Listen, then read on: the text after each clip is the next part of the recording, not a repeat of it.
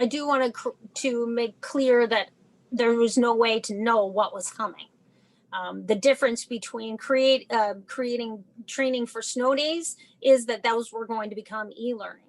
And Pearson, from my understanding, Dr. Pearson said, no, we're not going to spend any resources. We're not going to put any resources towards knowing what to do procedurally for e-learning. Of course, teachers have to create lesson plans for sub days. And I know that that's something that was able to be used, but there was so much mass hysteria with regards to the teachers that I knew, from what can we even take from the building? What kind of supplies are we allowed to use? Granted, it was totally unknown and it came out of nowhere, but there wasn't even policy of any of that. So it was a bunch of people running sideways and different teachers doing different things and different schools having different rules. Of how we were not even remotely prepared for this is what I mean. No one could have prepared for a full year of e-learning. We didn't know anything like this was ever going to happen. So I get that. But what we could have done is sat back a minute, listened to the guidelines coming from ISBE and the state and said, you know what, this is coming. We have to at least do something. But they were denied at each turn. I don't know how many requests. I don't know what schools asked for it.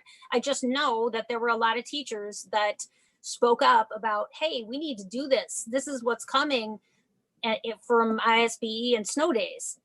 But nothing was allotted to do that. So I see that as a really big stumbling point for Dr. Pearson, and then in turn for the board, that this was not even on the radar. Carolyn says it wasn't one of his goals, but honestly, he didn't have goals for many, many years. So I'm glad that that's finally happening, but there's no accountability for him. And I read the emails to the parents from him saying, oh, our teachers are preparing all summer long. And maybe some of them were. However, my friends that are teachers were communicating to me directly that they were so stressed out because they had no idea and school was 3 weeks away.